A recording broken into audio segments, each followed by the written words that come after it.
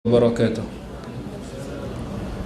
Innal hamdalillah nahmaduhu wa nasta'inuhu wa nastaghfiruh wa na'udzu billahi min shururi anfusina wa min sayyiati a'malina. May yahdihillahu fala mudilla lahu wa may yudlil fala hadiya lahu. Asyhadu an la ilaha illallah wahdahu la syarika lahu wa asyhadu anna Muhammadan 'abduhu wa rasuluh. Allahumma salli wa sallim ala habibina wa syafi'ina wa maulana Muhammad sallallahu alaihi wasallam wa ala alihi wa ashabihi wa man tabi'ahum bi ihsanin ila yaumiddin, amma ba'd. Muslimin dan muslimat yang dirahmati oleh Allah, pertamanya marilah sama-sama kita merafakkan setinggi-tinggi kesyukuran kita kepada Allah, kerana dengan limpah rahmat, kurniaan, anugerah Allah memberikan kepada kita peluang dan Allah memberikan kepada kita ruang untuk sama-sama kita meningkatkan amalan kita kepada Allah. Jadi alhamdulillah, terima kasih kepada pihak Surau An-Nur, ahli jawatan kuasa, Tok Imam, Tok Bilal, Tok Siap, semua ahli jawatan kuasa, muslimin muslimat, ahli qaryah Surau An-Nur. Moga-moga Allah Subhanahu wa taala merahmati, dan Ustaz ucapkan terima kasih atas jemputan yang mana ini kali yang kedua. Kali yang pertama di alam maya. Betul?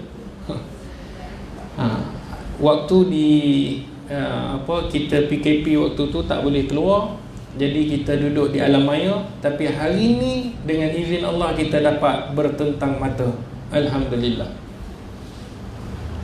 Kita baru-baru ni kita melepasi satu keadaan yang kita risau, iaitu keadaan yang kita tak boleh nak keluar rumah. Nikmat kebebasan tu Allah tarik sebentar, dan nikmat tu Allah Subhanahu wa taala berikan kepada kita, yang mana sebelum daripada ni kita nak keluar mana-mana tempat kita boleh keluar, mana-mana kita nak pergi kita tidak ada masalah. Tapi Allah Subhanahu wa taala uji kita dengan ujian yang kita semua kita tahu. Penyakit yang ada COVID-19 ni menyebabkan bukan sahaja di Malaysia, seluruh dunia maklum, seluruh dunia. Jangan kata tempat-tempat kita nak berkunjung ditutup, supermarket ditutup, masjid, surau ditutup. Jadi waktu tu ramailah di kalangan masyarakat kita yang minta supaya masjid dibuka. Kita kena solat di masjid, tak kira apa jadi, masjid kena buka, surau kena buka. Semangat, alhamdulillah, bagus. Tapi masjid dah buka, surau dah dibuka, tapi kita tengok yang datang muka yang sama. Yang datang muka yang sama. Kebiasaan masjid-masjid yang ustaz dah pergi lepas daripada boleh dibenarkan kuliah, muka yang sama, orang yang sama. Cuma hebatnya, kita tengok di masjid, di surau, Masya Allah, sebelum daripada ni, kalau kita sembahyang mungkin di surau mana-mana satu saf, dua saf. Tapi alhamdulillah, lepas daripada kita boleh hadir masjid, sah dia macam solat Jumaat sampai belakang. Hebat tak hebat? Bilangan sama tapi solat dia sampai ke belakang orang hadir, sebab solat jarak-jarak. Jadi alhamdulillah, itu semua nikmat Allah Subhanahu wa taala. Kerana Allah nak uji kita dan Allah nak nilai iman kita. Waktu kita kata kita nak datang masjid, kita nak datang surau, waktu yang tak dibenarkan. Tapi bila waktu dibenarkan, Allah uji. Ada orang, ustaz, bukan kita tak nak datang, tapi ialah SOP-nya dengan nanti kan masalah. Dia mula bagi alasan. Hari tu minta, tapi bila dah boleh, alasan lain timbul. Tapi kita doakan moga-moga kita semua, siapa saja, diberikan hidayah oleh Allah Subhanahu wa taala. Muslimin dan muslimat yang dirahmati oleh Allah Subhanahu wa taala. Jadi alhamdulillah, kita pada hari ini kita akan membicarakan mengenai menghayati roh ibadah korban, taqarrub kepada Allah Subhanahu wa taala. Sedar tak sedar, kita dah masuk dalam bulan Zulhijjah, satu bulan yang Allah Subhanahu wa taala janjikan, yang mana Allah bersumpah di dalam surah Al-Fajr ayat yang kedua. Bismillahirrahmanirrahim. Wal fajr wa layalin ashr. Allah kata demi waktu fajar, ayat pertama. Wa layalin ashr, iaitu 10 hari. Kata para alim ulama, ada pandangan yang pertama mengatakan 10 hari di akhir bulan Ramadan. Sebab bulan Ramadan Allah Subhanahu wa taala di akhirnya ada malam Lailatul Qadar. Jadi kata ulama, Allah bersumpah 10 malam, iaitu 10 malam terakhir di bulan Ramadan. Itu satu pandangan. Tapi kebanyakan ulama mengatakan 10 yang Allah sebut dalam surah Al-Fajr ayat yang kedua, iaitu 10 terawal Zulhijjah.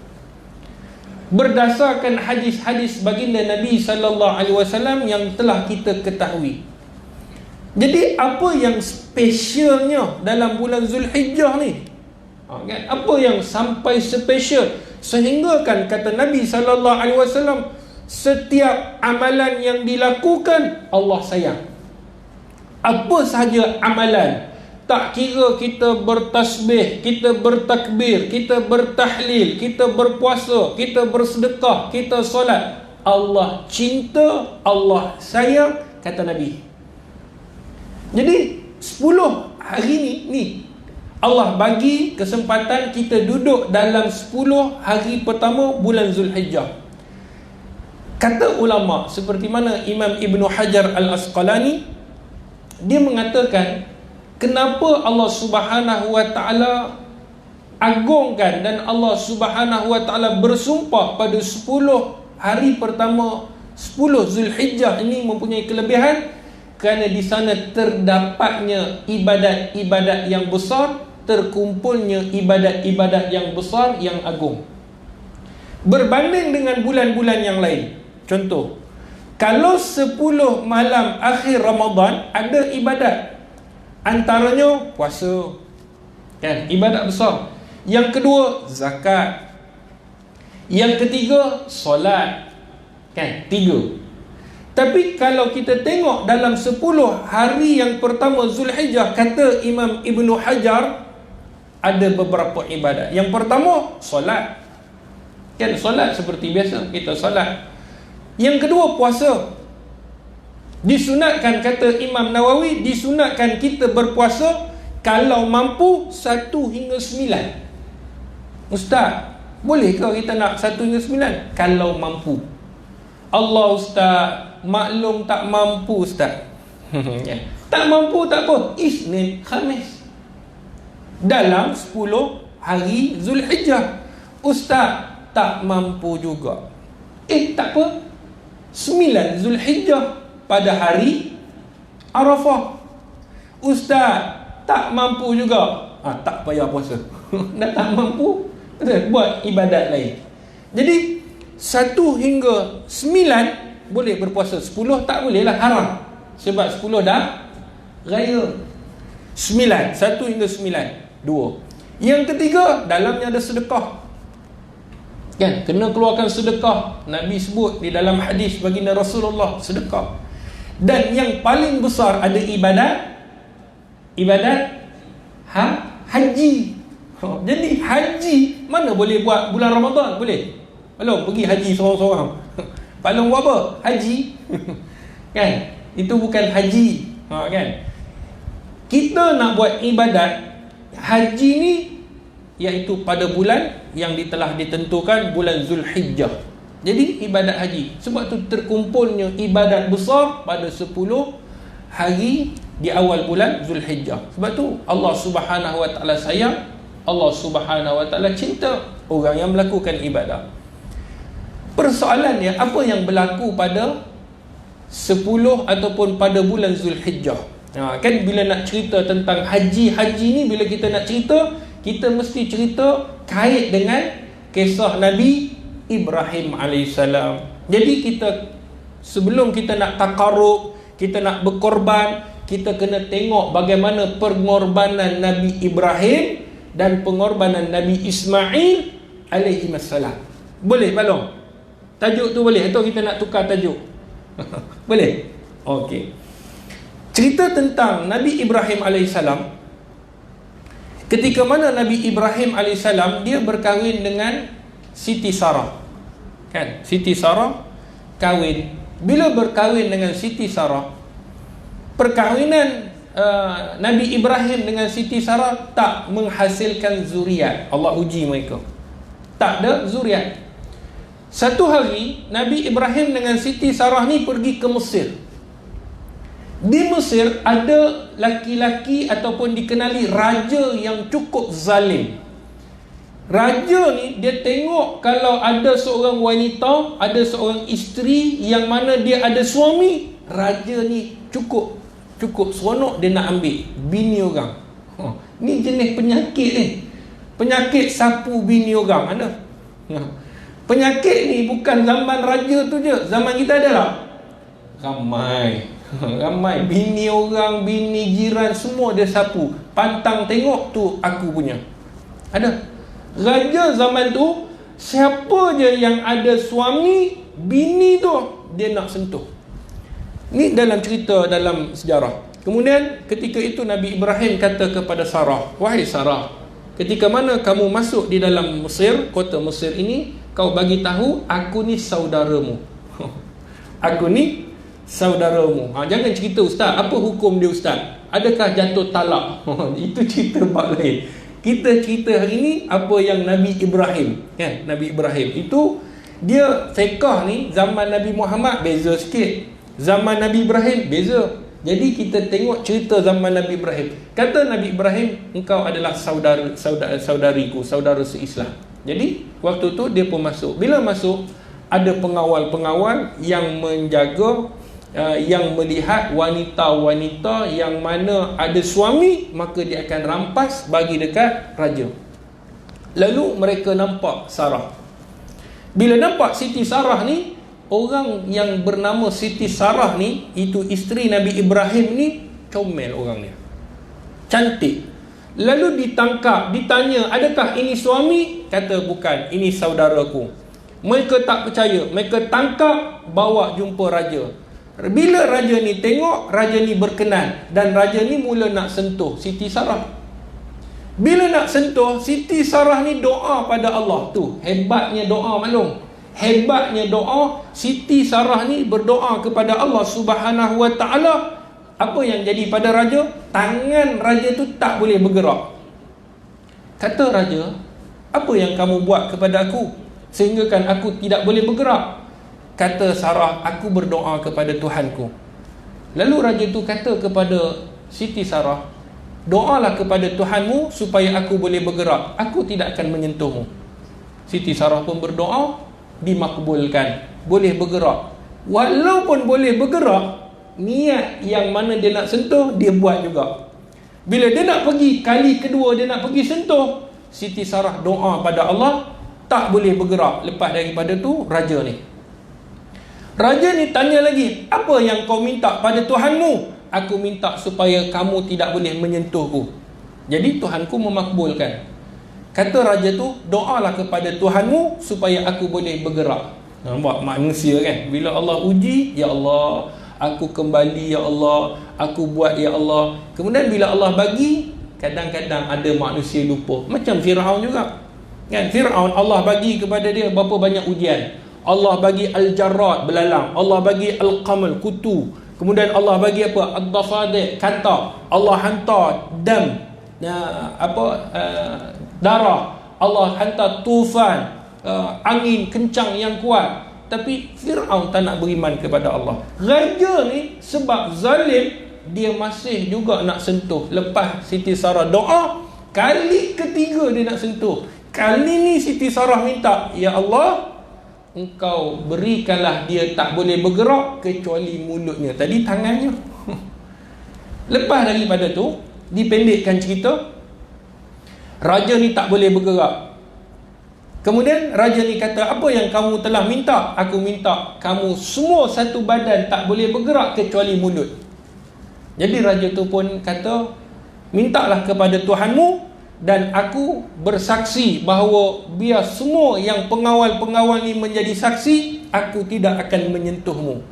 Lalu Siti Sarah pun berdoa pada Allah, dan Allah memakbulkan doa Siti Sarah. Raja ni boleh bergerak. Lalu raja ni kata kepada pengawal, bawalah wanita ini jauh daripada aku, kerana dia membela jin. Dia bela jin. Dan dalam riwayat, raja ni bagi kepada Siti Sarah ni seorang budak, seorang wanita untuk dijadikan hamba ataupun dijadikan dia punya pembantu, namanya Siti Hajar. Namanya Siti Hajar. Umur Siti Hajar setengah daripada umur Siti Sarah. Waktu itu dalam riwayat mengatakan lebih kurang Siti Sarah umurnya 30 tahun. Kalau setengah, Siti Hajar umur berapa? Ini soalan matematik. 15 tahun. Kemudian baliklah Ibrahim, Nabi Ibrahim, baliklah isterinya, baliklah Hajar, semuanya ke Palestin. Bila sampai di Palestin, duduklah mereka di situ. Selepas dalam beberapa tahun, sehinggalah umur Siti Sarah 60 tahun. Lebih kurang 60 tahun. Tengok, ialah orang 60 tahun, kebiasaan dan kebanyakannya boleh beranak tak? Pak Long, takkan tak tahu. Malong, boleh beranak tak umur 60 tahun? Bukan kata tak boleh, boleh. Tapi kebanyakan kebiasaan boleh tak? Tak boleh. Tak boleh, dah pencin dah. Jadi, waktu itu Siti Sarah, dia kata apa dekat Nabi Ibrahim? Dia kata, wahai Ibrahim, kahwinlah dengan Siti Hajar supaya dapat zuriat. Kahwin. Pak Long, kahwin. Nombor 2. Dapat kahwin. Bila kahwin, beberapa bulan, Siti Hajar disahkan hamil. Mengandung. Bila mengandung, orang perempuan Pak Long, orang perempuan Pak Long, orang perempuan, sifat dia ada apa? Sifat cemburu. Sifat cemburu. Bila dia tengok ketika itu Siti Hajar dah mengandung, kemudian dah melahirkan anak yang namanya Ismail, lalu Siti Sarah ni kata kepada Ibrahim, bawalah Siti Hajar dengan anak ni jauh daripada aku. Aku tak nak tengok. Cemburu punya pasal. Sifat wanita. Lalu datang perintah Allah Subhanahu Wa Taala suruh bawa ke Mekah. Padahal zaman tu Mekah ni apa pun tak ada. Jangan kata pokok, yang kering pun tak ada. Pokok, kalau pokok hijau dia kering, ada juga pokok hijau. Ni pokok mati pun tak ada di tanah Arab tu. Di Mekah sekarang ni, dulu apa pun tak ada. Allah ceritakan dalam Quranul Karim, apa pun tak ada. Kemudian lepas daripada tu, Nabi Ibrahim bawa Siti Hajar ini duduk ke sana. Sampai di sana, waktu tu Allah Subhanahu Wa Taala takdirkan Siti Sarah mengandung dan dinamakan anak tu Ishak. Duduk di Palestin. Baik. Ketika mana Nabi Ibrahim AS sampai di sana, Allah perintahkan Nabi Ibrahim bawa di situ, di Mekah, dekat Mekah. Bila sampai di situ, orang tak ada, haiwan tak ada, air tak ada, pokok tak ada, relax, tak ada apa. Tak ada apa. Jadi bila duduk di situ, Siti Hajar ni, dia kata kepada Ibrahim, wahai Ibrahim, adakah kau nak tinggalkan kami di sini? Nabi Ibrahim tak jawab. Ditanya kali kedua, wahai Ibrahim, adakah kau nak tinggalkan kami di sini? Nabi Ibrahim tak jawab. Kali ketiga, Allah bagi sedikit ilham dekat Siti Hajar. Adakah Allah perintahkan kepada kamu? Nabi Ibrahim angguk. Hantar waktu tu adalah sebekas air, nak hidup tak tahu berapa lama.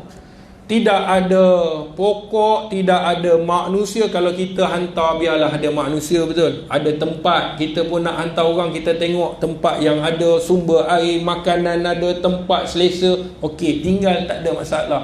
Tapi ni perintah Allah. Palong, boleh bayang tak perintah Allah macam tu? Boleh bayang tak?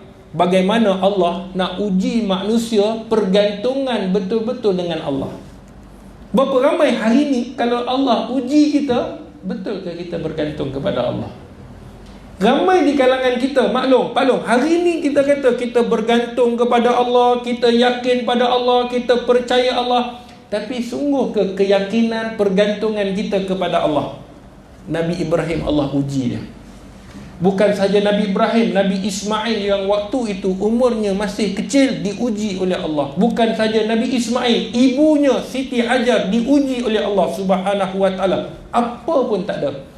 Lalu bila duduk di sana, bila dengar Nabi Ibrahim kata ia adalah perintah Allah dengan anggukan, maka Nabi Ibrahim bila hantar balik ke Palestin, balik terus.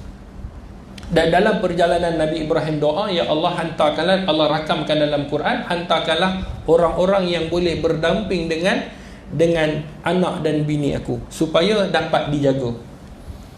Waktu itu Siti Hajar bila dah minum air habis dalam keadaan haus. Kan, anaknya dalam keadaan haus, Nabi Ismail AS. Apa yang terjadi? Siti Hajar ni dia tengok di dua lembah. Ada satu lembah namanya Safa, Bukit Safa dan Bukit Marwah. Dia tengok di Safa dan Marwah ni, di hujung-hujung tu ada macam air. Kan kalau kita tengah hari, kita tengok di jalan tol tu macam ada air, betul? Jadi waktu itu Siti Hajar ni pergi ke Bukit Safa cari air, tak jumpa. Tengok pula di Bukit Marwah ada air. Daripada Safa berlari pergi ke Bukit Marwah, sampai di Bukit Marwah tengok di sana ada air. Di Bukit Safa patah balik, sampai di Safa air tak jumpa, tengok di Bukit Marwah patah balik. Menjadi tujuh kali. Maksudnya pergi sekali, balik sekali, pergi sekali, balik, sampai 7 kali. Lepas daripada tu, nampak di kaki Nabi Ismail AS terkeluar air. Ada 2-3 riwayat. Satu riwayat yang menceritakan ia adalah hentakan unta Nabi Ibrahim. Satu pandangan. Pandangan ni lemah. Pandangan yang kedua ada kata hentakan Nabi Ismail. Tumit Nabi Ismail dia hentak. Kan budak kalau menangis dia hentak kaki. Ada yang katakan daripada itu terkeluarnya air. Ada yang ketiga dan pandangan ni sedikit kuat, iaitu daripada sayap malaikat Jibril AS. Menghentakkan dengan perintah Allah, maka terkeluarlah air. Lalu waktu itu Siti Hajar ni tengok air yang terkeluar, dia berlari ke Nabi Ismail. Bila berlari ni maklum, dia tengok betul ada air. Tadi tengok tak ada air, yang ni tengok real punya air. Lalu dia kumpulkan. Pak Long tahu, bila orang ada air yang terkeluar, dia nak bagi air tu banyak, dia buat macam mana? Dia kepung air tu. Itu dipanggil apa? Zam-zam. Tu nama istilah zam-zam. Bukan zam-zam ala Kazam. Itu cerita Piramli. Ni zam-zam ni bahasa bukan bahasa Arab, dia bahasa Palestin. Palestin bukan Arab. Tak. Palestin dulu dia Arab ni, Arab yang betul-betul Arab di Yaman. Di Yaman. Nanti kita akan cerita kabilah ni. Ada satu kabilah yang mana kabilah ini Allah Subhanahu wa taala sebutkan di Yaman. Kemudian pada ketika itu Siti Hajar dia kumpulkan air, disebut zam. Sambil dia kumpulkan air itu dipanggil zam. Maksudnya berkumpul. Zam. Tu yang jadi lekat nama air Zam-Zam. Baru tahu Ustaz, lama dah kami cari apalah air Zam-Zam. Itulah asal Zam-Zam. Bahasa Palestin. Dia bukan bahasa Arab. Baik. Jadi selepas daripada tu di Yaman, Pak Long, Yaman ni dulu negara yang dipenuhi dengan buah-buahan. dipenuhi dengan buah-buahan, pohon-pohon, pokok-pokok. Ramai orang duduk di Yaman. Seperti mana kalau kita buka kisah dalam cerita tentera bergajah. Kan, tentera bergajah, Allah Subhanahu Wa Taala ceritakan mereka ini ketika mana berniaga, kalau musim sejuk mereka akan ke Yaman, musim panas akan pergi ke Syam. Yaman di selatan, Syam di utara, di atas. Syam ni negara mana Pak Long?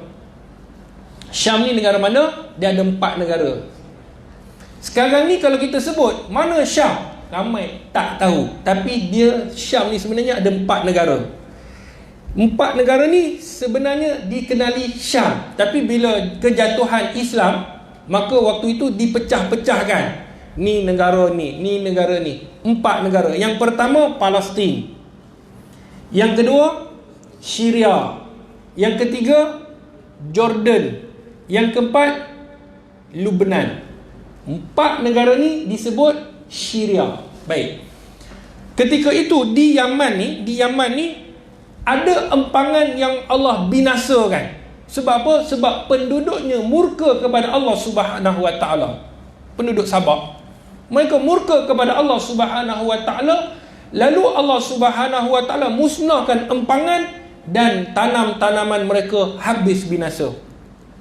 Di sana ada satu kabilah, nama kabilah ni Jurhum. Ni kabilah Arab. Kabilah Arab yang asal namanya Jurhum. Mereka ni nak pergi ke Syam kerana mereka tahu Syam ni adalah negara yang subur. Negara yang subur. Maka daripada Yaman mereka nak pergi ke Syam, dia akan melalui Mekah. Jelas? Melalui Mekah. Bila mereka tahu, selalu mereka dah dengar Syam ni negara subur. Di antara Syam dengan Yaman tak ada pun tempat yang subur, tempat orang hidup, tidak ada, melainkan di Syam dan di Yaman. Mereka pun pergi. Satu kabilah lebih kurang ratus orang. Tak disebutkan dalam sejarah berapa orang secara detail. Mereka pun pergi berlalu. Ustaz cerita ni sebab kita nak tahu tentang ibadah korban. Ni cerita asal ni. Kemudian lepas daripada tu, kabilah Jurhum ni pergi, tiba-tiba sampai di satu tempat, mereka nampak ada sekumpulan burung. Kan biasa kita tengok cerita-cerita, kalau ada burung ni selalunya ada pulau ataupun ada air. Betul? Jadi di situ ada sekumpulan burung yang mengelilingi. Jadi mereka ni kata di sana mesti terdapat sesuatu. Dia hantar 2 orang wakil supaya tengok apa yang ada di sana. Bila pergi, mereka nampak ada air dan mereka nampak Nabi Ismail dengan ibunya Siti Hajar. Lalu mereka dekat dan mereka ni orang baik. Mereka ni orang adab. Mereka ni baik. Mereka kata, kami tidak pernah lihat ada air di sini. Air Zam-Zam tu kami tak pernah lihat. Maka mereka ni menawarkan diri untuk duduk di sana. Duduk di sana. Bila mereka duduk di sana, mereka kata kami tahu bagaimana nak buat tanam-tanaman, nak mencucuk tanam ni kami punya pekerjaan. Jadi dibenarkan. Ialah waktu tu dia nak minta supaya dapat menjaga Ismail waktu tu kecil dan Siti Hajar. Maka mereka pun mendirikanlah rumah. Kemudian lepas rumah, air itu dikumpulkan. Kemudian ada tanaman. Sehinggalah yang jadi sekarang kalau kita tengok kan, Mekah dipenuhi dengan manusia. Kemudian Nabi Ibrahim waktu itu di Palestin tak balik. Bila dah berkembang, kabilah Jurhum ni, kabilah Jurhum ketika mana Nabi Ismail dah dewasa, Nabi Ismail berkahwin dengan kabilah Jurhum. Ada seorang wanita dikahwini kabilah tu. Maksudnya wanita daripada kabilah Jurhum dikahwini oleh Nabi Ismail. Kemudian Allah perintahkan Nabi Ibrahim untuk balik ke Mekah. Balik ke Mekah. Bila sampai di Mekah, dah sampai di Mekah, ni Ustaz nak pendekkan cerita kerana kita ni ada SOP, tak boleh panjang, betul? Kalau boleh sampai pukul 11 Ustaz sambung.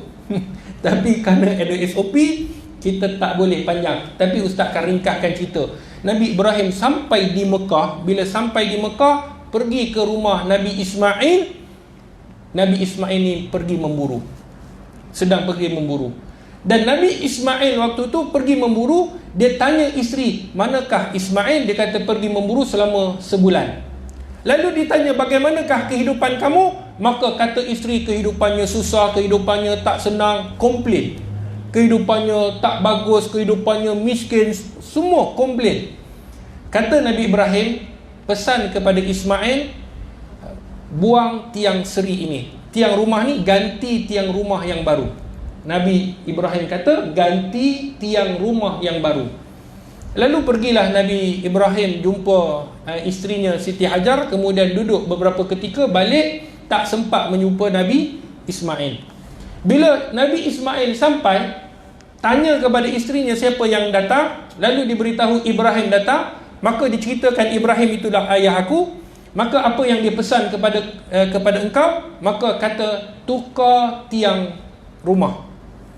Kata Nabi Ismail, ayahku suruh menceraikan engkau supaya menggantikan dengan orang yang lain. Lalu diceraikan. Nampak? Nabi Ibrahim ni dalam riwayat, Nabi Ibrahim dia tak suruh ni ceraikan dia, tak, tapi dengan kiasan. Kerana wanita yang memburukkan suami bukan satu wanita yang baik. Begitu juga kan suami yang memburukkan isteri bukan suami yang baik. Sebab tu kita ada masalah rumah tangga, jangan cerita kat orang. Ni hari ni dalam Facebook, semua dalam luar semua cerita. Kalau boleh nak masuk TV, cerita. Kalau boleh nak guna mikrofon, Assalamualaikum, tahu tak Tuan Haji tu? Tuan Haji tu bini dia cakap, dia bukan bagus sangat. Dia macam-macam masalah. Dia ni kedekut dekat rumah tidur je. Guna mic kalau boleh, tak bagus. Sebab tu Nabi Ibrahim kata, tukar tiang. Lalu Nabi Ismail AS kahwin dengan kabilah yang sama, Jurhum, dengan wanita yang lain. Maka waktu itu ditakdirkan Nabi Ibrahim kembali balik ke Mekah, tetapi Nabi Ismail pergi memburu. Ni nak sampai kepada kita punya cerita yang sebenar. Bila Nabi Ibrahim sampai, Nabi Ibrahim tanya seperti mana isteri yang pertama, bagaimana keadaan kamu? Yang ni puji melangit. Oh, Alhamdulillah, kami semua Alhamdulillah, bagus, tiada masalah, semuanya okey. Okay. Kata Nabi Ibrahim, pesan kepada Ismail, kekalkan tiang ini. Kekalkan tiang ini. Maka waktu itu Nabi Ibrahim pergi ke rumah isterinya, iaitu Siti Hajar, duduk di sana, tunggu sehingga Nabi Ismail balik. Bila Nabi Ismail balik, dia tak pergi rumah ibu dia, dia pergi rumah isteri dia. Dia tanya siapa yang hadir, dia kata ada seorang yang bernama Ibrahim. Maka apa yang dia pesan? Dia pesan supaya kekalkan tiang rumah ni. Maka apa yang dimaksudkan? Isteri dia tanya, kata itu adalah bapaku, dia adalah seorang Nabi, dia suruh aku jaga engkau seperti mana aku perlu jaga rumah ni. Maksudnya jaga, jangan ceraikan. Baik. Selepas daripada tu, Nabi Ismail pergi berjumpa ibu dia, dan di sana ada ayahnya Nabi Ibrahim. Di sini ada ceritanya. Ketika itulah Nabi Ismail AS berjumpa dengan ayahnya, dan pada waktu itulah Nabi Ismail dengan Nabi Ibrahim berpelukan. Daripada waktu umurnya kecil, bayangkan kecil hingga dewasa, baru berjumpa. Nabi Ibrahim ni sayang anak dia kerana dah lama tunggu untuk dapat anak. Kemudian Allah perintahkan untuk tinggalkan. Waktu itu kasih sayang Nabi Ibrahim ni kepada anak dia cukup tinggi. Selang beberapa hari, Allah hantar dalam mimpi Nabi Ibrahim. Nabi-Nabi ni mimpi ni semua benar. Para Nabi mimpi benar. Suruh untuk sembelih Ismail. Perintahkan untuk sembelih Ismail. Ada dalam riwayat, maklum, ada dalam riwayat Nabi Ibrahim ni dulu Nabi Ibrahim ni bila korban ni, ada ibadah korban. Korban ni bukan zaman Nabi Ibrahim, bukan zaman Nabi Muhammad, zaman Nabi Adam lagi. Korban ni ada zaman Nabi Adam, ketika mana Allah perintahkan kepada Adam untuk buat ibadah korban, iaitu Qabil dan Habil. Kan mereka buat ibadah, satu Allah terima, satu Allah tak terima. Betul? Cerita tu kita dah tahu. Kemudian Nabi Ibrahim ni setiap tahun dia buat ibadah korban. 1000 ekor unta, 1000 ekor kambing, sehingga kan malaikat takjub. Malaikat kata, cukup hebat wahai Ibrahim. tiap-tiap tahun kau korban cukup banyak. Ni dalam riwayat, ada dalam cerita-cerita dalam kitab. Kesahihannya wallahu alam, tapi ada cerita. Ni ustaz cerita dahulu. Waktu itu Nabi Ibrahim kata apa? Dia kata, kalau aku mempunyai anak, Allah perintahkan aku untuk sembelih anakku, aku akan lakukan. Kalau kau bagi aku kereta ya Allah, bila Allah bagi manusia buat tak? Kadang-kadang lupa. Kita duk minta, ya Allah, kalau kau bagi aku sihat ya Allah, kau bagi aku sembuh ya Allah, aku bernazar aku nak sembelih unta ya Allah. Bukan lembu ya Allah, unta terus aku sembelih. Nampak? Allah bagi dia sembuh. Ustaz dia telefon, Ustaz, wajib ke buat nazar? Mula dah nak cari alasan supaya nazar tu tak dibuat. Betul? Allah bagi, tiba-tiba kita nak elak. Nabi Ibrahim kata kepada malaikat, kalaulah Allah perintah aku sembelih sembelih anak, aku akan buat. Lalu Nabi Ibrahim pun lupalah. Cakap tu dah lupa kan, dah lama. Kemudian dapat Ismail. Allah perintahkan untuk sembelih Ismail. Waktu tu seorang ayah, Palong, jangan balik ni malam mimpi kena sembelih bini, jangan pergi buat. Kang balik ni ustaz cerita kebetulan malam semalam saya mimpi sembelih. Jangan pasal itu Nabi, kita bukan Nabi. Kena pesan tu. Itu saya selalu kena pesan. Ni Nabi Ibrahim Allah datang, Allah hadirkan di dalam mimpi, dan Allah katakan kepada Nabi Ibrahim supaya sembelih anak dia yang bernama Ismail. Pak Long, apa perasaan Nabi Ibrahim waktu tu? Sedih tak?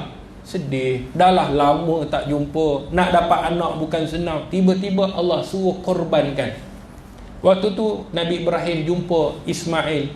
Dia kata, dia dalam surah As-Saffat ayat 102, dia kata kepada Nabi Ismail, Allah perintahkan aku melihat dalam mimpi untuk sembelih kau. Apa yang kau nak katakan? Palong, kalaulah ayah kita kata macam tu, kita nak kata apa? Ayah ni biar betul ni. Ayah ni biar betul. Kalau boleh cek otak ke, kita kata ini dah lah datang pun tahun dah berapa lama tinggal, tiba-tiba balik nak sembelih. Kan? Kita mungkin kalau kita keadaan tu, kita akan kata macam tu, betul? Apa kata Nabi Ismail? Ya abati. Nampak? Lembut dia. Wahai ayahku, if'al ma tu'mar. Ya wahai ayahku, buat apa yang diperintahkan. Allah perintah, buat. Fasatajiduni insya'allahu minas sabirin. Kau akan dapat aku, kau akan tengok aku akan bersabar, aku akan menjadi orang-orang yang bersabar, termasuk dalam golongan orang-orang yang sabar. Buat wahai ayahku. Pak Long, Allah perintah, buat. Lalu waktu itu dibawanya Nabi Ismail AS tanpa pengetahuan ibunya. Kalau tahu ibu memang tak bagi. Dibawanya tanpa pengetahuan Siti Hajar. Bila bawa, kata Nabi Ismail 3 benda. Wahai ayah, tak ada masalah kau nak sembelih aku, tapi dengan 3 syarat. Ada syarat. Syarat yang pertama, tajamkan pisau. Anak bagi ayah tahu supaya tajamkan pisau. Sebab tu kita disunatkan tajam pisau. Ni jangan sembelih, sini ada buat korban. Ada. Jangan pisau tonyoh macam ni. Kesian lembu tu. Kena tajamkan pisau. Yang kedua, wahai ayah, bila nak sembelih aku, jangan tengok muka aku. Dia tahu kalau ayah dia tengok, mampu tak nak sembelih? Tak mampu. Kau palingkan muka aku. Yang ketiga, wahai ayah, waktu nak sembelih, tolong selak baju supaya darah tak terpecik kena pada baju. Allah, hebat Nabi Ismail. Nampak? Allah perintah, buat. Kita, Allah perintah solat, buat tak? Allah perintah suruh kita buat ibadah korban, buat tak? Allah perintah banyak kepada kita, kita buat tak? Kita bukan tak nak buat ustaz, tapi kita kena tengok dulu keadaan-keadaannya. Kan? Tapi Nabi Ismail AS, Nabi Ibrahim AS kata kepada if'al ma tu'mar, bima tu'mar. Buat wahai ayah apa yang Allah perintahkan. Lalu ketika itu, ni kemuncak cerita. Ketika mana Nabi Ibrahim betul-betul pasrah kepada Allah, dan Nabi Ismail betul-betul pasrah kepada Allah, Yelah, jalan cerita ustaz pendekkanlah, jumpa syaitan, lemparkan batu, ni semua kita dah tahu dah. Tapi ustaz nak cerita ketika mana Nabi Ibrahim ni dah pasrah, maksudnya dah memang 100% nak sembelih, tak ada nak kata 99% ada syak ataupun ada rasa tak nak buat. 100% maklum, memang nak pergi sembelih, memang nak buat. Nabi Ismail pun dah memang ulur tengkuk ni, kata tak apa ayah, mati pun matilah, Allah perintahkan. Ketika mana nak libas, kan? Nak libas, ketika itu dah 100%, dah tahap memang penyerahan, tak ada dah nak patah balik. Ketika itulah Allah gantikan dengan kibas. Sebab itu maklum, apa yang kita dapat dalam cerita ni, kadang-kadang Allah uji kita. Allah uji kita di saat betul-betul penyerahan kita kepada Allah. Waktu itu barulah Allah akan bantu kita. Macam Nabi Ibrahim, memang dah akhir dah, dia kata memang dia akan buat, dah tak ada dah alasan. Nabi Ismail pun memang dah ulurkan teguk. Waktu itu Allah bantu dan Allah tukarkan dengan binatang. Pak malu yang dirahmati oleh Allah, muslimin dan muslimat yang dirahmati oleh Allah. Sebab tu dalam keadaan kita hari ni, berapa ramai di kalangan kita yang melakukan ibadah yang diperintahkan oleh Allah. Allah sebut dalam Quran, Bismillahirrahmanirrahim. Ya ayyuhalladzina amanu udkhulu fis silmi kaffah. Wahai orang-orang yang beriman, masuklah kamu ke dalam Islam secara keseluruhan. Allah perintahkan kita ikut Islam. Dan kita hari ini, kata Nabi SAW, akan datang ke atas umatku suatu zaman. Hadis dikeluarkan oleh Imam Al-Baihaqi dalam sunannya, sayati zamanun ala ummati la yabqa minal islami illa ismu. Akan datang ke atas umatku suatu zaman, maklum, kata Nabi, Islam hanya pada nama. Islam hanya pada nama. Bila kita hari ni, kan, kita tengok hari ni Islam, kita tengok hari ni bila kita nak praktikan Islam, ramai kata di kalangan kita yang namanya Islam tetapi tidak melaksanakan Islam, tak melaksanakan apa yang Allah ajarkan dalam diri dia, dalam keluarga dia, dalam masyarakat dia, tak dilaksanakan Islam, sedangkan nama mereka Islam. Tok kita dulu, kan, bila nak namakan anak ataupun cucu, mereka buka Quran, betul, buka Quran, ada surah Ibrahim, nama ni Ibrahim. Kalau buka pula ada surah Maryam, anak ni nama Maryam. Buka dalam Quran, tengok dalam Quran. Tapi hari ni nama tak ada dah macam tu, kan? Nama sekarang ni gabung, nama bapak gabung dengan nama mak, Anaconda. Jadi nama pelik-pelik. Nama bapak dengan nama mak digabungkan, nama mak Mona, nama bapak Afiq, gabung Munafik. Orang suka macam tu, gabung-gabungkan nama. Tapi kita hari ni bukan nama tu, apa yang kita ajarkan pada anak kita. Nabi kata akan datang suatu zaman Islam hanya pada nama. Nama hari ni, kita hari ni nama kita hebat, tetapi mana keislaman kita? Kadang-kadang orang yang jiran sebelah rumah kita bukan Islam. Contoh, bukan Islam. Azan maghrib, yang bukan Islam kata, haji, tak pergi masjid ke solat? Sekarang ni kan SOP kan dah dibenarkan. Dia kata tak apa, COVID ni tak perlu pergi masjid. Sepatutnya kita lah tunjuk cara kedua, bagaimana Nabi tunjukkan bersempena dengan nama Islam kita. Kita lah tunjukkan cara Islam. Kita lah yang banyak senyum, kita lah yang banyak sedekah. Ni jiran sebelah tak senyum, tengok ada hutang.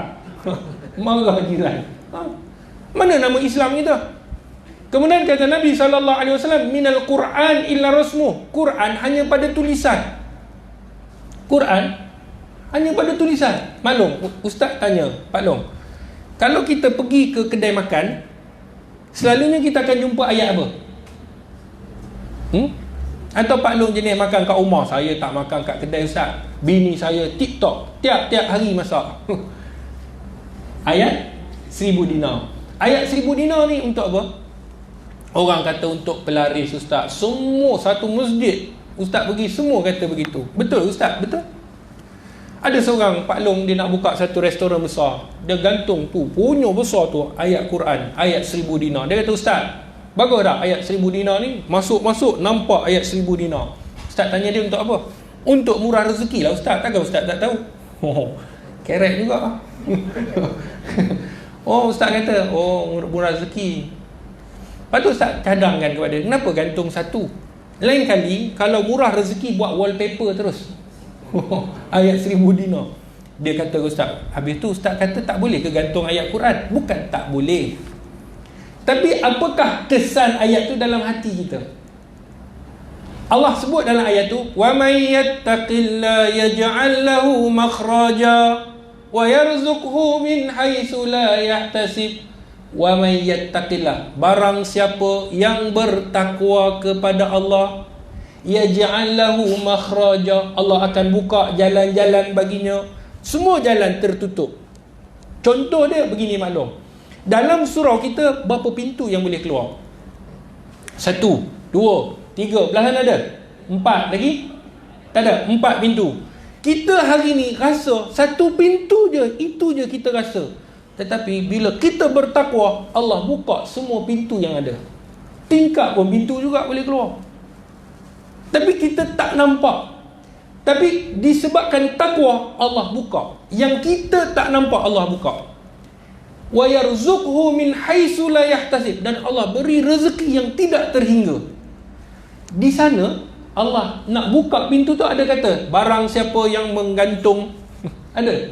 Tak ada. Allah kata siapa yang bertakwa. Maknanya ada orang gantung ayat tapi rasuah ambil juga. Dalam pekerjaan, dalam dia punya perniagaan, buat benda haram. Mana takwa tu? Dekat rumah kita, ayat kursi besar. Bila kita duduk di rumah, azan maghrib, Allahu Akbar, TV atas ayat kursi, Allahu Akbar, Allahu Akbar. Kan? TV tengah azan, boleh tukar channel. Tukar channel, tengok cerita movie Turki. Ada. Sebab apa? Mana ayat itu dalam kesan dalam jiwa? Sebab tu Al-Quran hanya pada lisan. Allah sebutkan dalam Quran dan Allah rakam. Wa qala Rasul, telah berkata Rasul, ya Rabbi, wahai Tuhanku, inna qaumi ittakhadhu hadzal Qur'ana mahjura. Sesungguhnya umat aku mengambil Al-Quran sambil lewa. Pak Long, Ustaz nak kongsi sedikit sebelum kita nak mengakhiri. Al-Quranul Karim ni yang kita sebut pengorbanan. Kan? Pengorbanan Ibrahim AS, Nabi Ibrahim, Nabi Ismail. Kita hari ni kalau kita lihat, Al-Quran ni diturunkan kepada Malaikat Jibril. Betul? Malaikat Jibril menjadi sebaik-baik malaikat. Al-Quran diberikan kepada Malaikat Jibril untuk dibawa kepada baginda Rasulullah. Rasulullah menjadi sebaik-baik Nabi. Al-Quran bila diberikan kepada Nabi supaya disampaikan kepada umat Muhammad, umat Muhammad menjadi sebaik-baik umat. Seperti mana dalam surah Al-Imran, kuntum khaira ummatin ukhrijat linnas, kamu adalah sebaik-baik umat yang Allah keluarkan. Ta'muruna bil ma'ruf wa tanhauna 'anil munkar, menyeru manusia kepada kebaikan, mencegah manusia daripada keburukan. Al-Quran diturunkan pada bulan Ramadan. Syahrul Ramadan allazi unzila fihi al-Quran. Bulan Ramadan Allah turunkan Quran. Bulan Ramadan menjadi sebaik-baik bulan.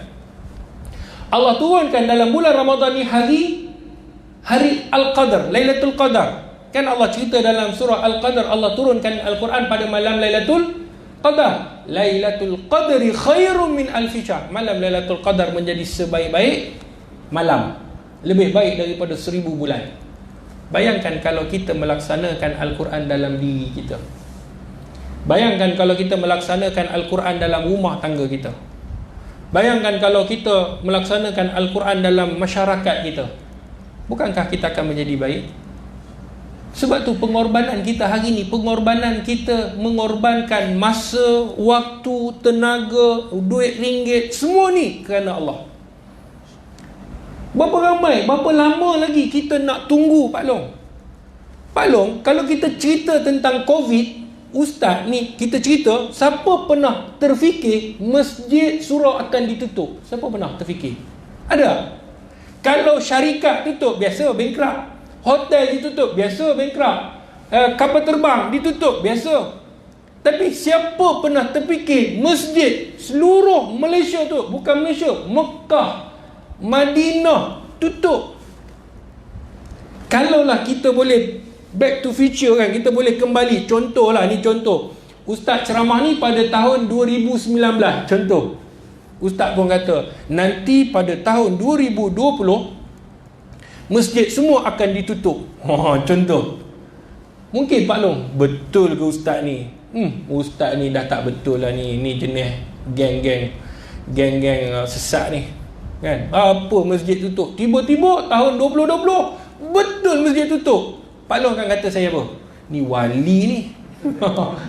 Betul? Ini Ustaz ni bukan main-main ni. Kasyah ni nampak ke depan. Sebab kita tak pernah terfikir, betul?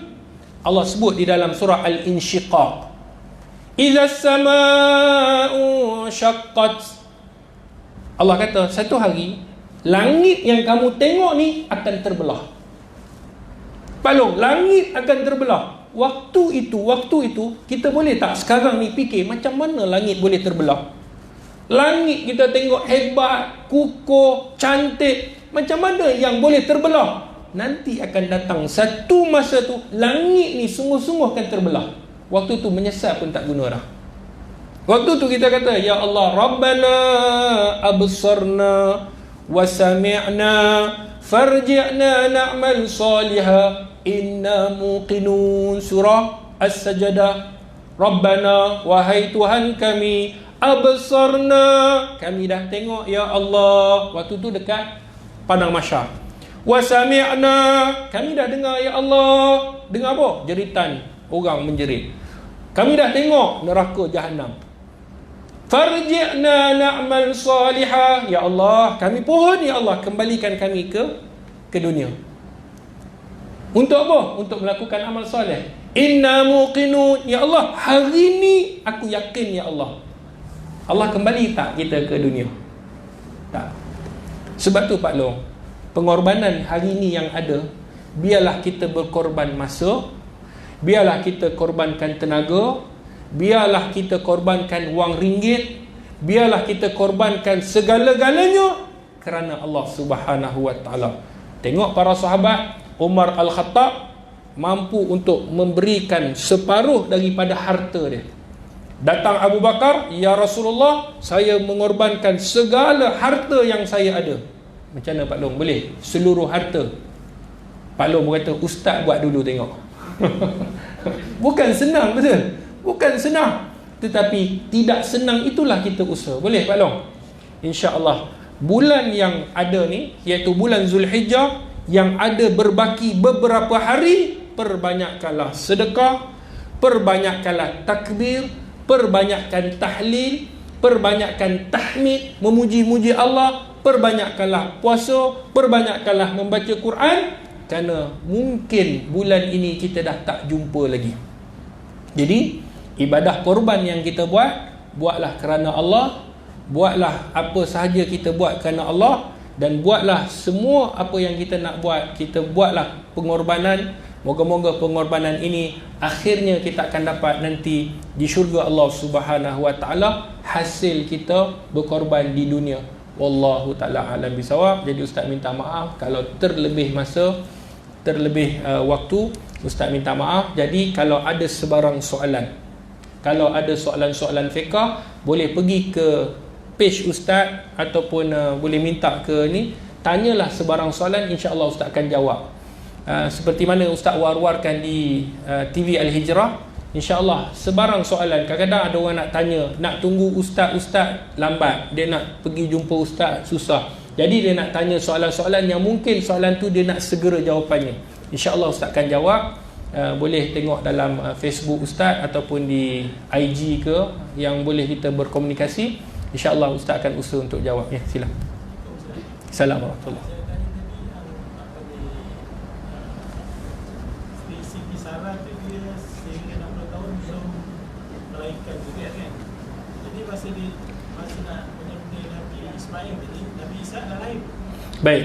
Memang dalam riwayat bila Nabi Ismail dah dilahirkan, Siti Sarah waktu tu pun dah ada. Selang beberapa bulan memang dah ada Nabi Ishaq alaihissalam. Tak jauh. Tetapi berapakah umur Ishaq dengan Ismail tidak diceritakan secara detail. Kerana kisah tu kan dah jauh. Jadi memang sudah dilahirkan oleh Sarah. Wallahu a'lam. InsyaAllah kalau kita ada masa kita berjumpa lagi. Dan Ustaz doakan moga-moga kita semua dirahmati dan diredai oleh Allah Subhanahu wa taala. Bismillahirrahmanirrahim. Allahumma aghnina bil ilm wa zayyina bil hilm wa akrimna bit taqwa wa jamilna bil afiyah. Wa sallallahu ala sayidina Muhammad walhamdulillahi rabbil alamin. Assalamualaikum warahmatullahi wabarakatuh.